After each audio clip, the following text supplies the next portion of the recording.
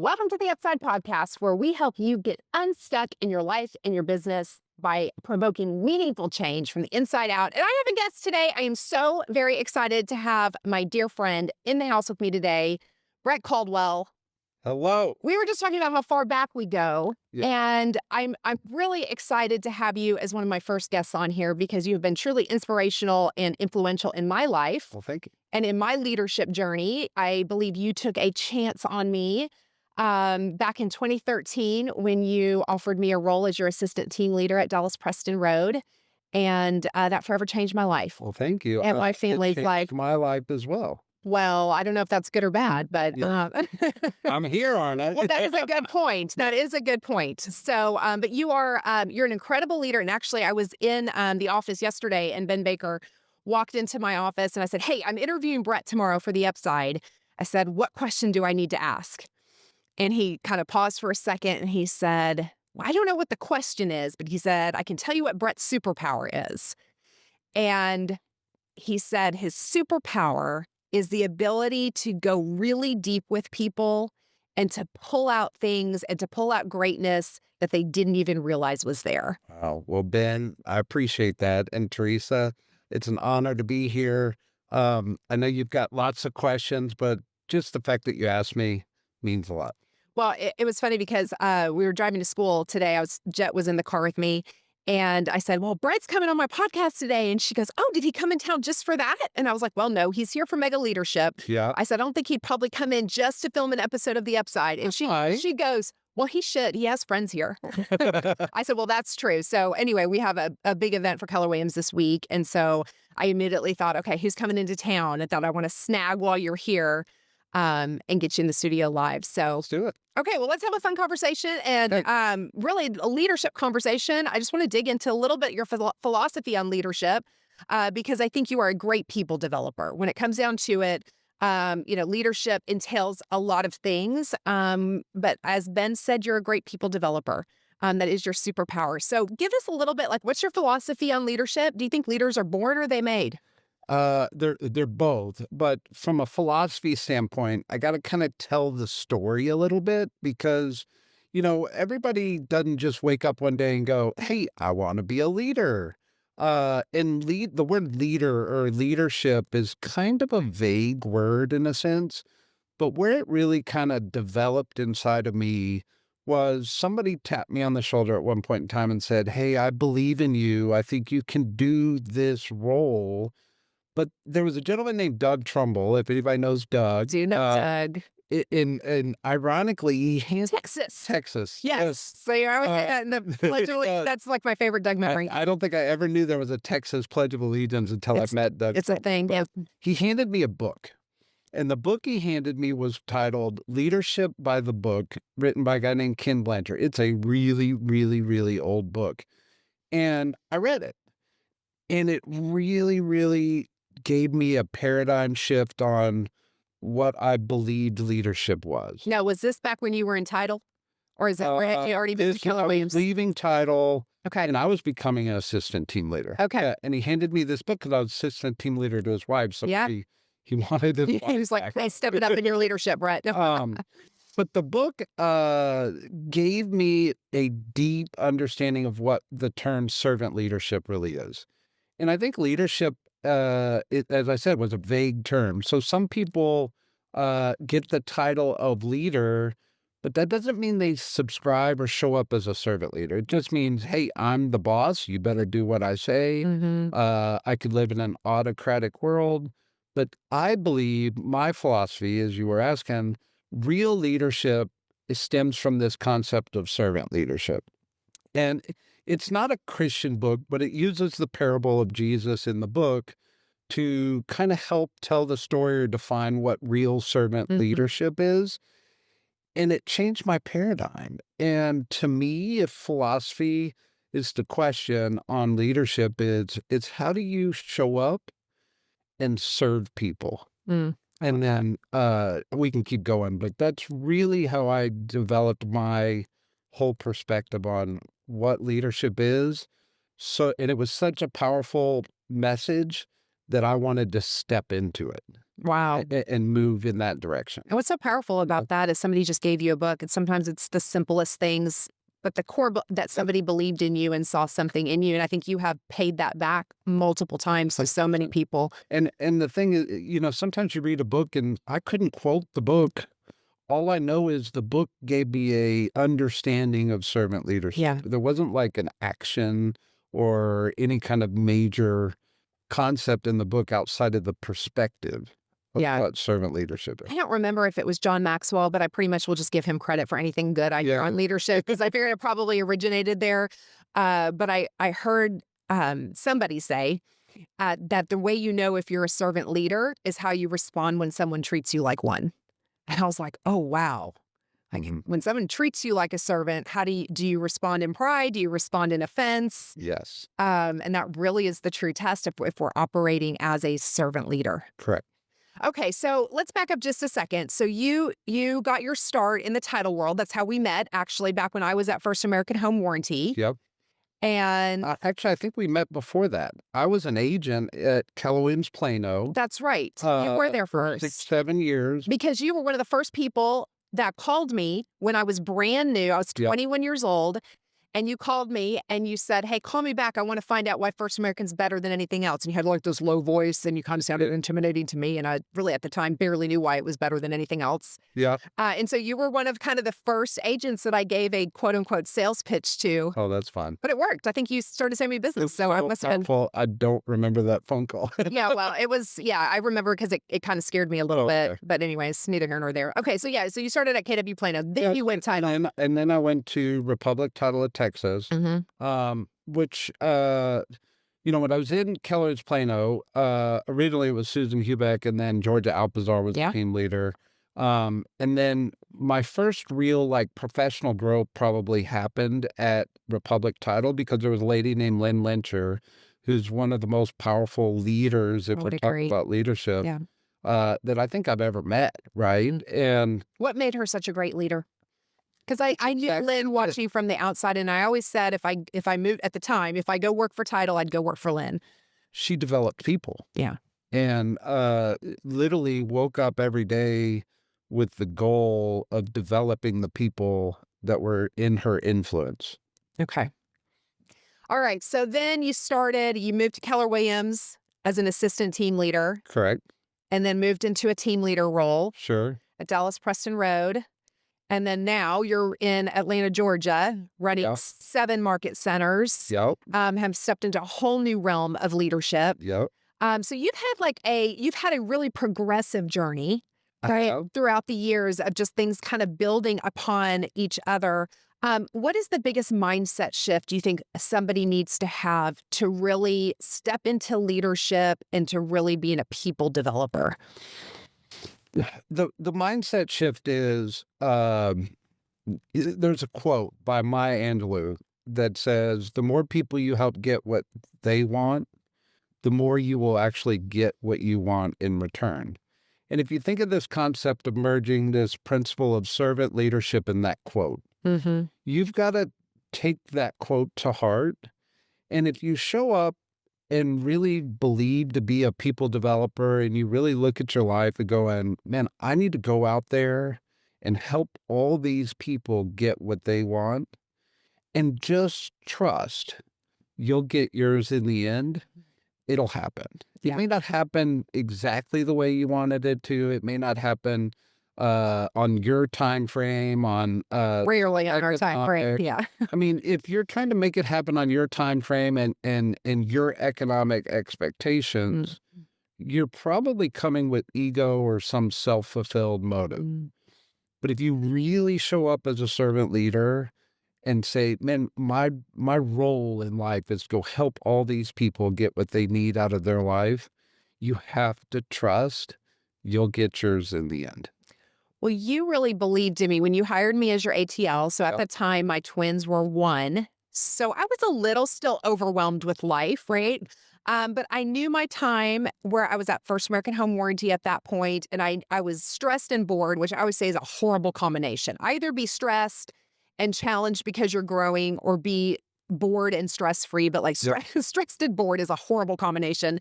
And I knew my time there was kind of coming to an end, but I had no real clue what was next for me. And you were that tap on the shoulder for me. Yeah.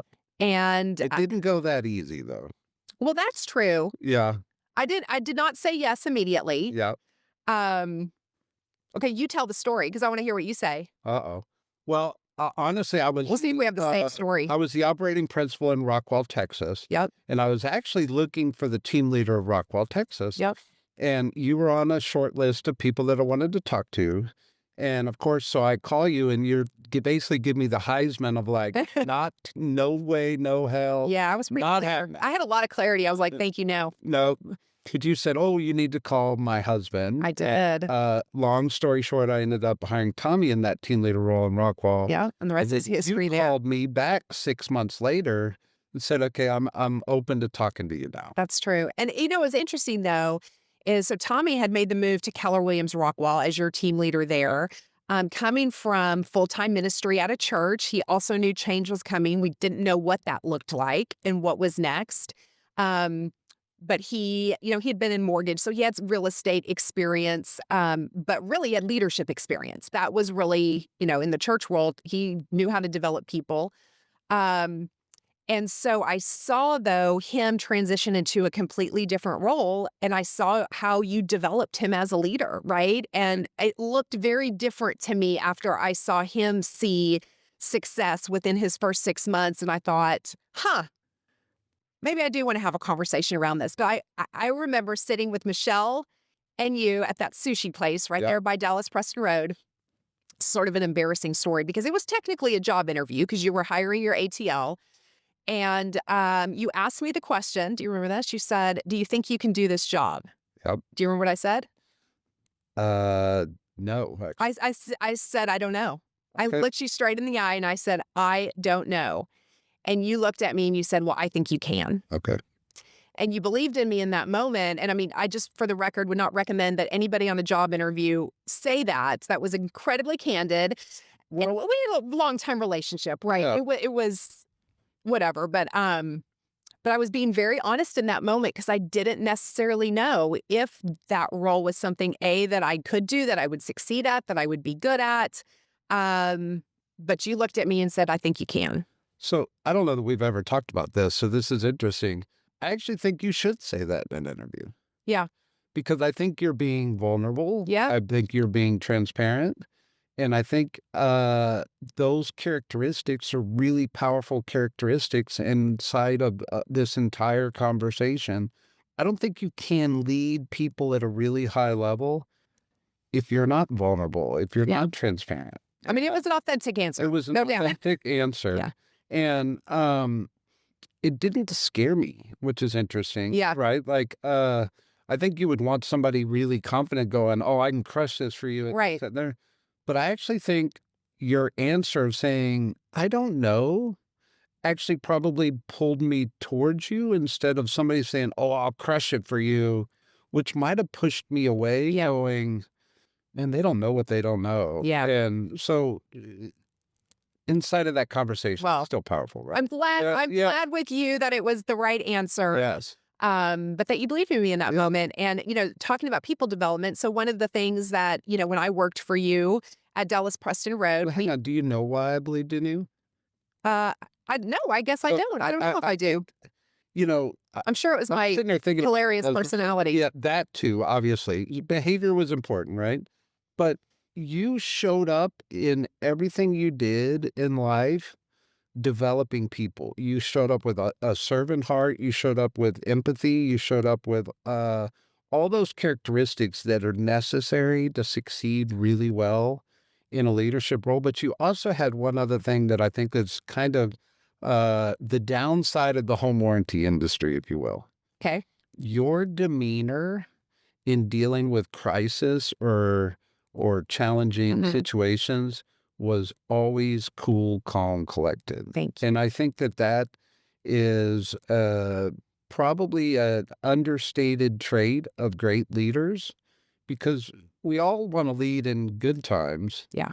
But inevitably, there's going to be a crisis Yeah. or a challenge or a heated emotional situation. And not all leaders show up really well in those.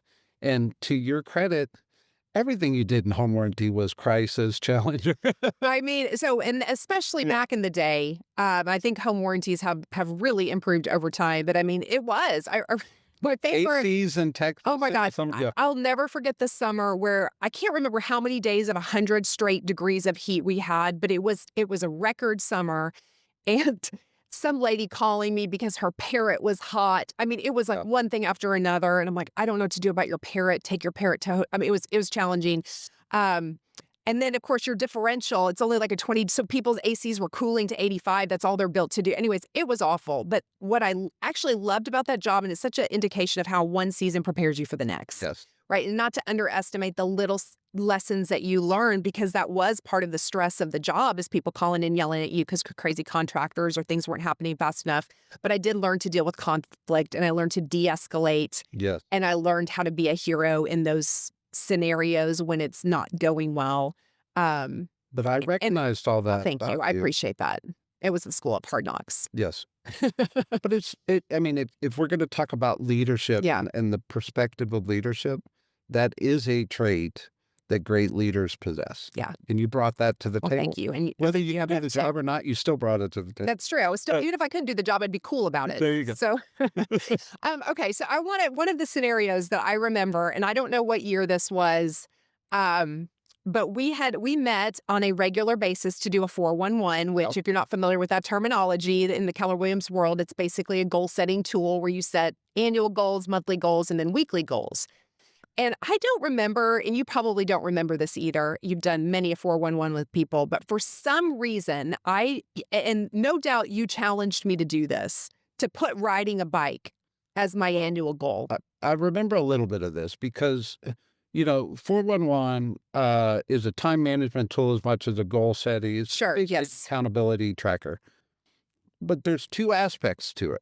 There's the business aspect, and there's also a personal side to it. Yep. And we were really great at having our business goals and tracking our business goals. But in this conversation, you kind of were weak, if I be honest, on what you had. And always count on you to be honest, yes. And that's probably true. And I think at the time what was going on in my life was I was learning this perspective that leaders do hard things. Mm-hmm. And they constantly challenge themselves to do hard things because it creates a perspective of growth, and you always want to be in a perspective of growth. And I think I was asking you questions like, what scares you? Uh-huh. And I don't, a lot of our stories are just random, spontaneous questions and stories that create things. And I think you just looked at me and said, riding a bike. And then the whole conversation went from there. So the backstory of that. Just sitting there going, what? You don't ride a bike? Yes, I know. Everybody's going, what are you talking about? I don't ride bikes. So I did. And the last time I had ridden a bike prior to whatever year this was, 2014 or 2015, I rode it straight into a creek over there at Chisholm Trail in Plano, and ended up at the sitting on my butt in the creek with a bruised up tailbone. And I will never forget, I was sitting there, in like a puddle of water. I mean, it's like the creek is literally like a foot deep. Yeah. No, I wasn't drowning or anything.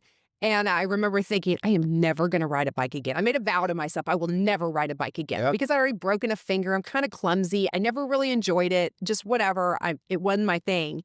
And so when you said that, I thought, but I've already vowed I would never do this again. Yeah. But I realized the power of making a vow out of fear, right?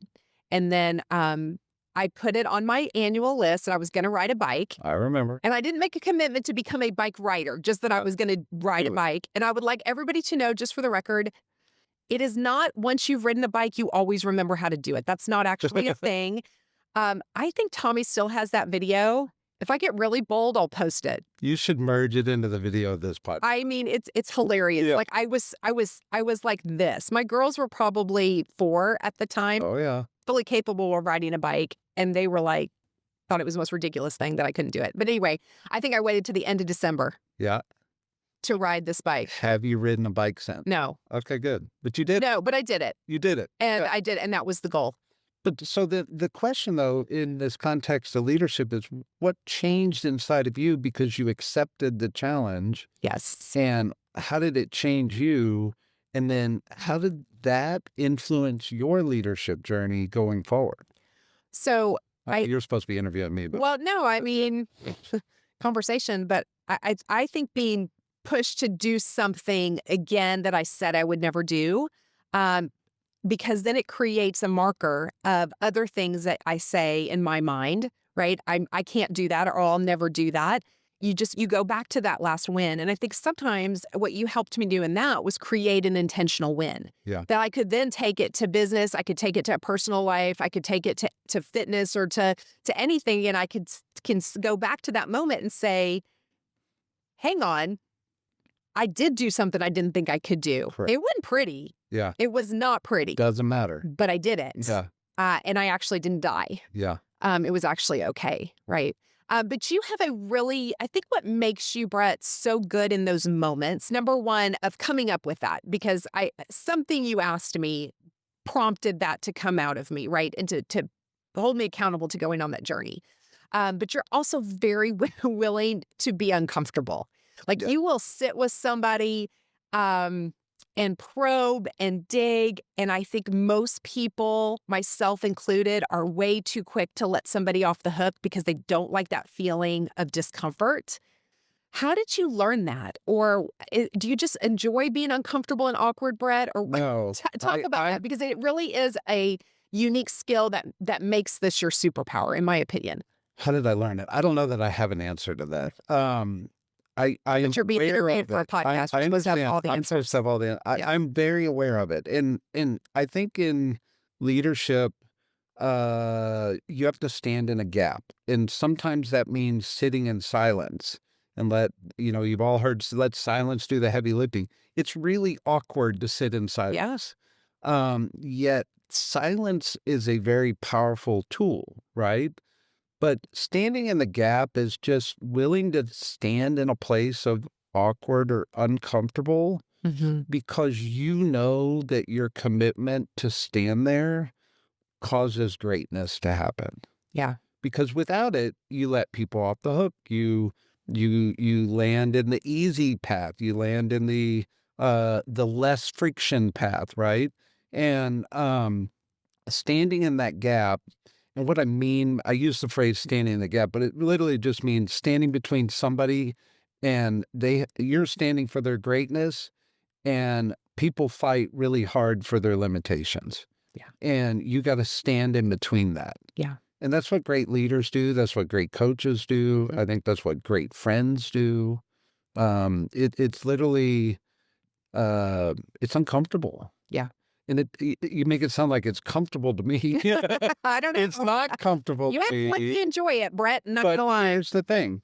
How proud am I to know that you went and rode that bike that day? Yeah. So that created an intentional win, but I have a Rolodex of intentional wins that remind me how important it is to do that. Yeah. If you've never done it, go create one. Yeah. But at some point in time, you will have a Rolodex of potential wins that you helped people accomplish, servant leadership, Hmm. that actually becomes that motivation for you to continue to do that. Yeah. Yeah.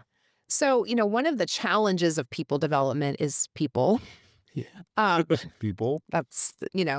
and I think so many times in the leadership journey, there's such high highs, but there's also low lows, right? There's also times where people disappoint you or hurt you, you invest in them and there's no gratitude, right? Like there's Well, all kinds of highs and lows. How do you navigate that as a leader? How have you developed people and maybe they've really surprised you, both positive or negative? yeah. And how do you power through that as a leader? Yeah. Journaling. So, when somebody signs on for a leader, they're usually attracted to the wins and the success stories and the standing on the stage and Yeah. all the fun stuff. But you forget that there's going to be moments of tragedy. You forget there's going to be moments of crisis. And what you learn later is those actually turn out to be your most proud moments of your journey. Yeah. Not the time you stood on stage, but when you led a group of people through crisis, or you helped a group of people go through a tragedy, right? Mhm. Um, and it's not something that you really prepare for, Yeah. but it actually becomes part of your proudest Yeah. part of your journey, right? Well, I think it's what changes us the most, right? It's the hard times, it's the trenches, and it's the only way you can really learn it is to be in it. Yeah. Um, Well, you think about sports figures. We all know who's won the most Super Bowls or the most NBA I championships. really don't, but I understand, everybody but Theresa knows. yeah. But what you're attracted to is not the fact that they stood on the podium or got the Yeah. trophy or that. You're actually attracted to the storyline of what trials and tribulations they It's true. took to get there. Yeah. And you could watch The Last Dance with Michael Jordan. It's the whole, the down and dirty of what Mhm. went on behind the scenes, and that is great story. And you think about that in your own context. What's your great story? It's not what you're doing here winning. Yeah. It's all this stuff in one conversation at a time Yeah. you took on the journey. It's the day to day. It's the day to day. So what's the biggest mistake people make in developing people? Trying to control people. Mm. Talk about that. The reality is, I think most human beings wake up and try to find some semblance of control in their life.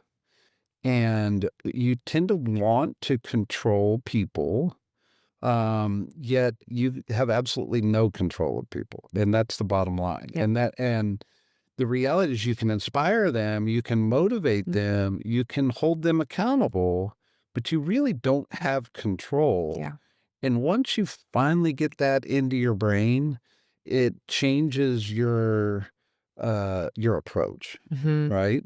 Because we're in real estate, and I don't want to say people own people because that has a bad context, but they tend to show up like they own people. Mhm. They're mine. That's my assistant. That's my team agent, or that agent belongs to my brokerage. We don't own anybody. Right. They choose and we choose, and there's a mutual choice that keeps us all in business Yeah. together. Yet, this concept of servant leadership, if I'm doing a really good job of inspiring somebody, helping them live the life they want to live, helping them get what they want to get, Mhm. ultimately my world will get bigger. Yeah. Because people see that, and that's actually what's most attractive Mhm. is when you're a leader that is helping a whole lot of people get what they want. Mhm. Everybody else is gonna look around going, "Nobody's helping me. I need to go over there. They'll help me get what Yeah. I want, Yeah. but I can't control you." Yeah. That's the downside. Well, and I think you kind of brought it full circle with the idea of servant leadership Yeah. because it is really hard to control somebody that you're serving, Yeah. right? Like that just doesn't that's the antidote, if you Yeah. will, to that kind of spirit or mindset of control. Yeah. Um, But we all want it. yes. Want it. We're Sure. human. Yes. For my world. Yes. We all want it. It's just not feasible. Yeah. Well, I think as a parent, you realize that very quickly, that people cannot be, I mean, even children really can't totally be controlled. You realize that the first time that they go running the opposite direction from you in public, and you're like, Okay. I'm in control. do this. Yeah. Okay. So how do you create a culture of personal growth? And I think we have this in Keller Williams in our organization. I think that is one of the things that makes us very unique and different is that there is overall a culture of personal growth. But how do you within your organizations and with your teams and how do you create that culture and then cause people to take ownership of their own growth? Yeah. So there's this concept of either being in a silo, which just means that I'm by myself, I'm in my world, and I stay in my world. And I might see you or talk to you, but my world's my world. Mm-hmm. And then there's this concept of fostering a team culture. Yeah. And what a team culture means, what doesn't mean we have to be in business together, Mm-hmm. but it has to mean I actually care about your success and you care about my success. And when you can create the magic of a team fostered culture Mhm. where people care about each other's success and has zero benefit to them personally, that's the magic. That's the secret sauce. That's the culture Yeah. that allows people to really thrive and succeed at the highest level because they don't want to let people down. Yeah. And even though they're not in business together, like literally, I have a text chain with 5 guys that we have a daily physical health Okay. check-in Yeah. challenge, and I have to post every day in this little thing. I don't have to, I choose to. Sure. But I know the principle of that whole culture is I don't want to let those guys down. Right. And I also know they're watching me. Mhm. They have no personal motivation in me doing what I'm supposed to do, but that fostered culture actually creates the secret sauce. Yeah. And that's such a special thing when you have that. Okay, so this is a Chat GPT question, Oh, Lord. but I thought it was kind of fun, so we're going to ask it. Okay. So if leadership were a sport, what position would you play? And Yeah. why? So ChatGPT, great question. Yeah. And Trees Flood, great Zelda. question. Zelda. Hey, by the way, AI makes everything great. And It it's going so fast. So it is. I No appreciate the shame. question. Yeah. No shame. What position would I play? Coach. Okay. And here's why. If you were a quarterback, you can put on the Superman cape and go save the day. Yep. And at the end of it all, you can only control what you can do. And you're still in a team culture Mhm. and you're in a great position to go make a difference and influence the game. Yet the coach is different. Mhm. The coach can only win through the success of other Yeah. people's performance. And um, if I had to really pick one, my first blank was, oh, I'd rather be the quarterback. But I think the coach winning Mhm. actually has a deeper fulfillment because he won through others Mm. than the quarterback's fulfillment of, I did it. Well, it's almost like every player on the team, he gets every single one of those wins. Yeah. And that happens somewhat with team too, no doubt. But um, that ability, there's a lot of times, and you can see this in the real estate industry, somebody is a great producer. They Yeah. know how to sell real estate, they understand production. And then when they're ready to go to that next level of starting to hire and build a team, it is a completely different skill set from being able to go out and take a listing to being able to succeed through others. Correct. And that coaching and leadership skill is a totally different it's a different journey that we have to go on, right? But it is an incredibly fulfilling journey. I agree. To me, I think some people would absolutely choose to be the quarterback. Yeah. And you can be a leader at a Yeah. quarterback level. 100%. And a great coach is going to make sure that their team is full of a bunch of leaders at their positions, right? 100%. Yeah. But to me, I judged my answer based on what would give me the most fulfillment. Yeah. And I think the most fulfillment would be being the coach, knowing I actually created the championship or the success through everybody else's performance. Okay, so go back to your younger self. Uh-huh. I know you're very young still, but your younger self. What piece of advice would you give to Brett Caldwell in his 20s about leadership? I think it's probably what we've already said is you can't control people. Yeah. I think every stumble in my journey thus far probably has a common thread where I was trying to control instead of inspire or motivate. Mm. I was trying to control something, Mhm. and that's probably where I stumbled the most. Which is also very stressful because when we're Oh, trying yeah. to control something we can't control, I mean, that's just going to rob the energy and the joy. Yeah. Okay, so leave us with something, Brett. Inspire all of our growing leaders, our existing leaders. Like, what are you learning right now? Like, how is your leadership being challenged? Challenge me in my leadership. Be a Theresa Flood. Oh, please try Yeah, again. I mean, it's age-old principles. The 2 things that change your life the most are the people you meet and the books you read. Now it's 3 things.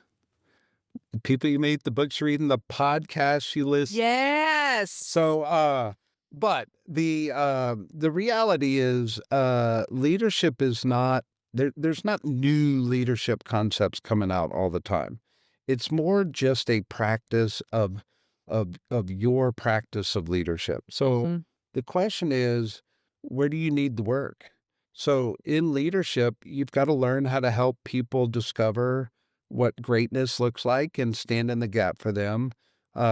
You've got to probably develop some coaching and consulting skills because that's how you help people get Yep. what's best for them.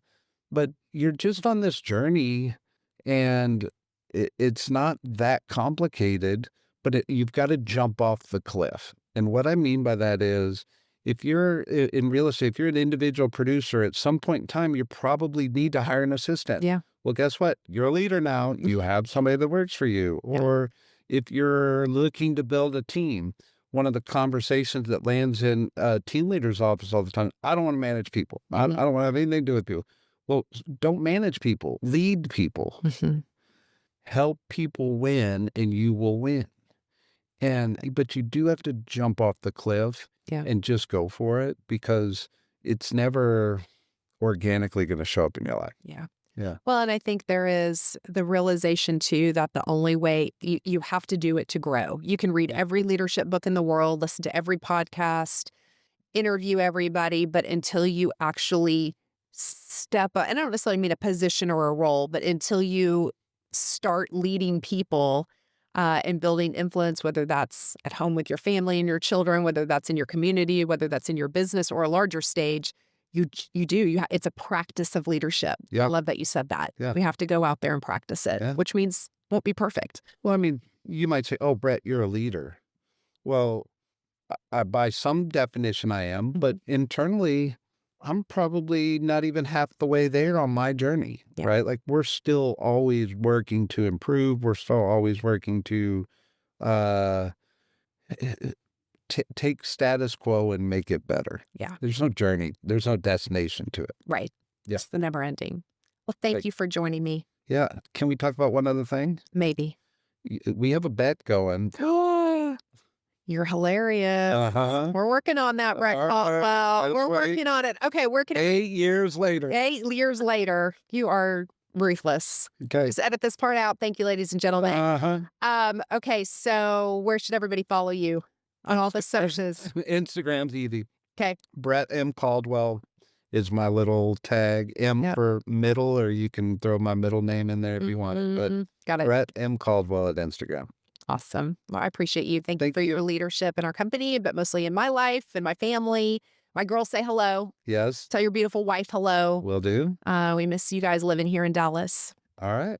All right. Well, thank you, everybody, for joining another episode of the Upside Podcast, where we believe that when you invest in your life and your business every single day, it will yield you great returns. Please subscribe to theresafled.com. That's spelled Theresa with an H. There's a fled.com. I'll put you on my very special VIP mailing address list. Well, not mailing address, email list. I Yeah. like mailing to your home. Subscribe. Subscribe. Yeah. Awesome. And we'll see you guys next week. Thanks for tuning in.